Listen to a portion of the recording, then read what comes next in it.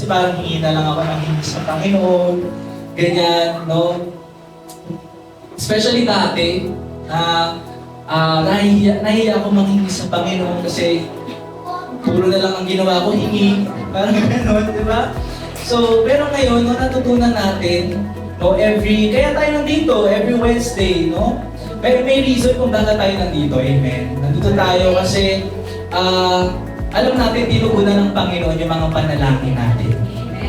Amen. No, whatever yung mga naisip natin, yung desire ng puso natin, yung sa family natin, personal, promotion ba yan, no, sa school, kahit simpleng mga exam, mga test, no, ang Panginoon, He cares for us. No? Kaya dito, lagi may sinaganito na kahit obvious naman, no? Pero sinasabi pa din ng Panginoon, nagtatanong pa din ng Panginoon, what do you want me to do for you? No? And the man replied, my master, please let me see again. Ayan. So yun yung sinabi ng bulag.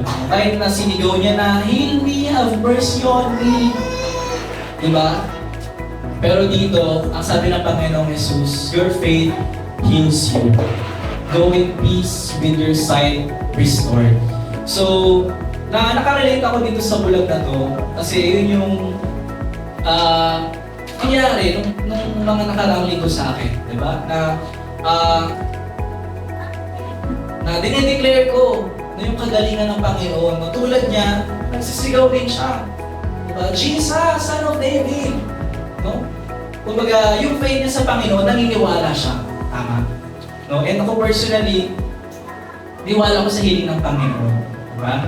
Pero dito, tinuturuan tayo ng Panginoon kung paano yung tama. No? Jesus stopped and said, call him here. No? Pinalapit siya ng Panginoon. Diba? Kahit nabulag siya, bakit ako pupuntahin ng Panginoon? Diba? Dapat siya na lang. Kasi nga bulag ako, hindi yung makakita eh. Diba? Siya ang nakakita sa akin. Bakit pa ako malalapitin ng Panginoon sa Kanya? Diba? Pero, that's how faith works. Diba? Faith, diba? Absence of things which are not seen. Diba? Yun yung paniniwala natin, yun yung faith natin sa mga bagay na hindi nakikita. And yung bulag na to, hindi niya nakikita si Jesus, pero si Jesus, pinapalapit siya. Amen? And ang naging guide ng bulag na to, yung mga salita ng Panginoon, yung boses ng Panginoon. Amen?